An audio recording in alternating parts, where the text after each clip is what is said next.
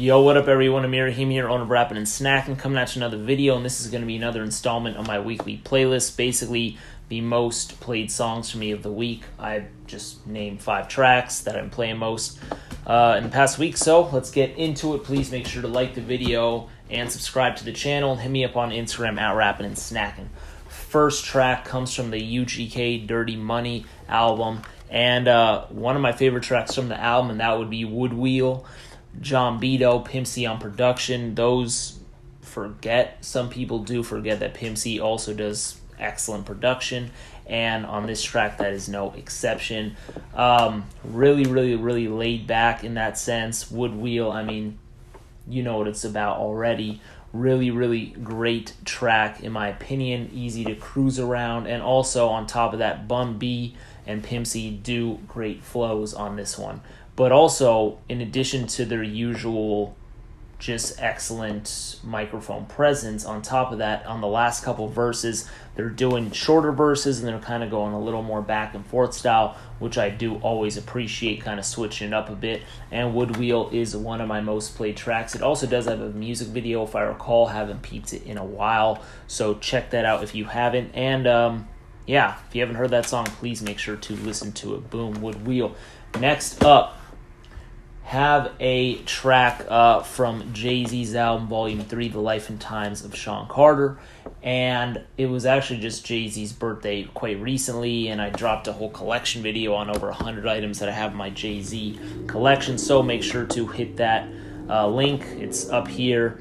So, yeah, I picked So Ghetto. I've been bumping that quite a bit, and really great song. I mean, DJ Premier, JayZ, they don't really miss. I don't think I've heard a track where the chemistry wasn't A1.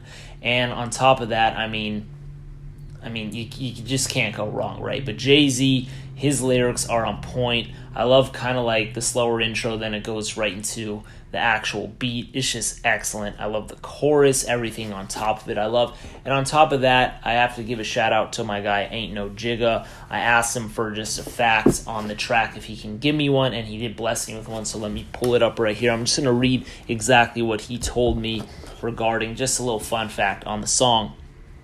So he hit me with, Premier saw Jay at a Janet Jackson show, and Jay told him he should come to D&D and play him some beats. He did, and Jay loved the So Ghetto beat and recorded to it almost immediately. It was mid-October 1999 during the Mets-Braves playoff series, which that's baseball for those who don't know. The engineer remembers Jay sitting in the studio lounge messaging on the two-way with Jermaine Dupri. He would have been writing the bars in his head while he watched. They had to wait till the game was over for Jay to be ready to record. So that's awesome. It gives the reason why Ain't No Jigga is awesome, for one, is because he has so much information on really anything JayZ related and more. But on top of that too, giving time frame, giving context, showing how the hookup happened, showing how everything around that happened to make the track possible. And that, I think, is very important, especially in the era of music when not everything was sent through email or through just shared files, things like that.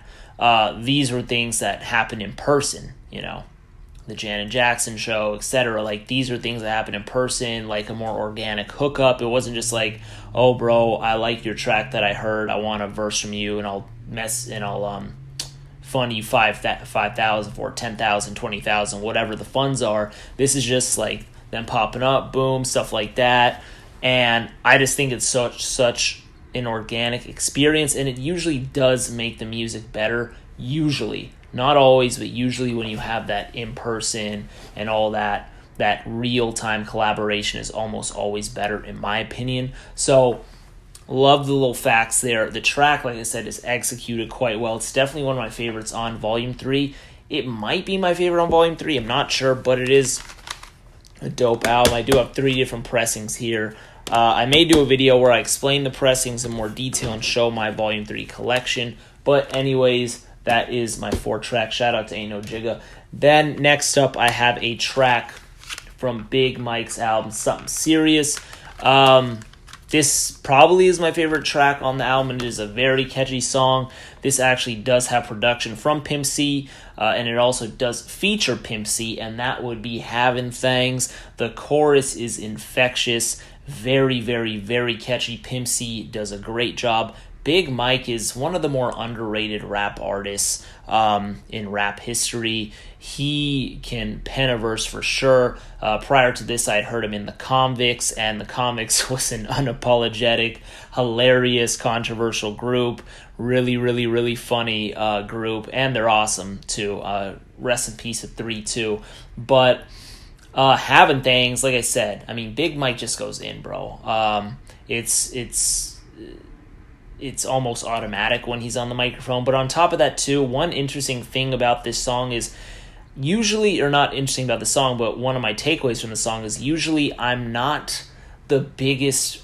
I would want to see Pimp C have a verse. Let's put it that way. Big Mike and Pimp C, I want Pimp C to have a full-blown verse on the song. However, after listening to the song a few times, I'm like, actually, I think Big Mike held it down perfectly. He didn't need a guest verse at all. All he needed was that Pimp C spice on the chorus. And that's really all it needed, because when you listen to this track, in my opinion, Big Mike needs nobody. Just that chorus, and he delivered. This album, do not sleep on it. Something Serious is something serious, pun intended. It is a good album.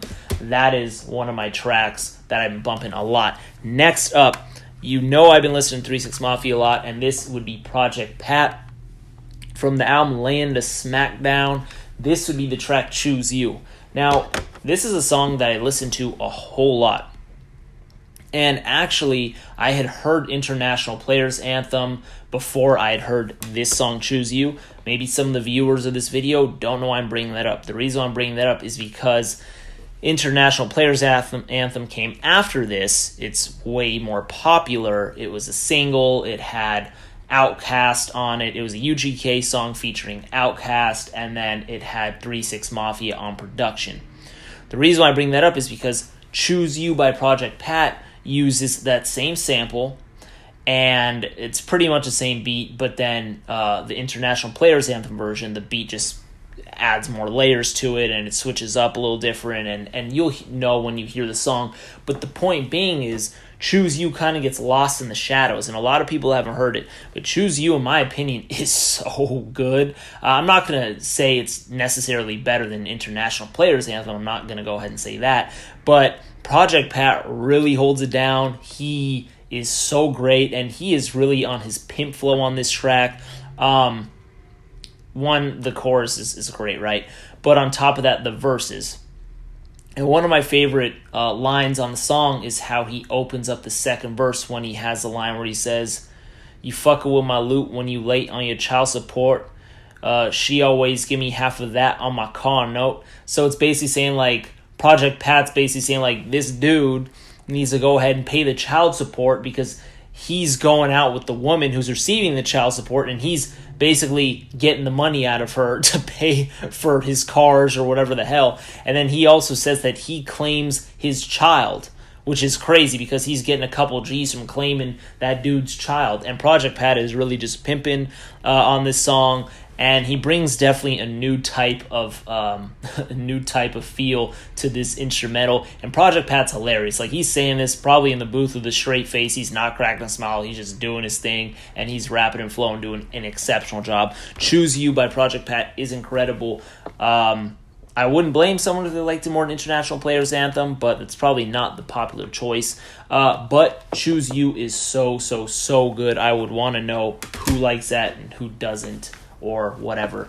Then, next up, I have my number one most played track of the week. This would be from Tech Nine's album, Absolute Power. And Tech Nine is one of my favorite rappers.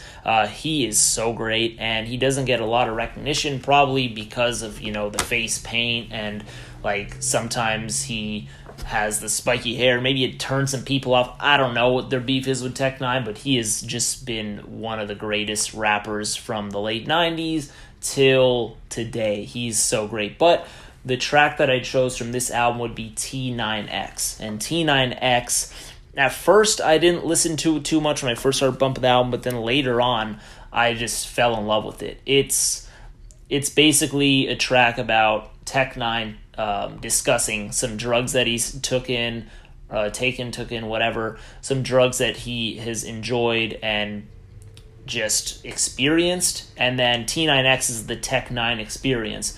So he's basically talking about ecstasy, acid, etc.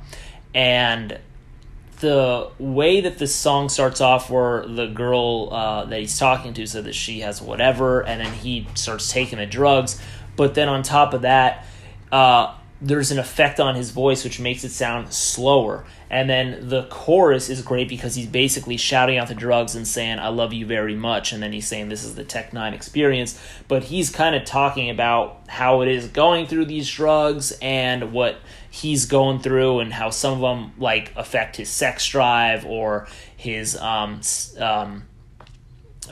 other things that he's on with the drugs. So I think that's interesting, but I really like the sound effects, like the overall production. I think it's a quite unique track, and it definitely is one that stands out in this album, and it is a bit longer, I think, because of the effects that they use. They make it slower. It does go a little over 6 minutes, if I recall.